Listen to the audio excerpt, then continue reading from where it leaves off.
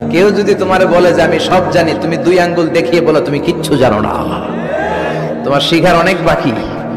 জাননেওয়ালার উপরও জাননেওয়ালাও আছে, ঠিক কিনা? এজন্য আমরা যেন বিনয়ী হই।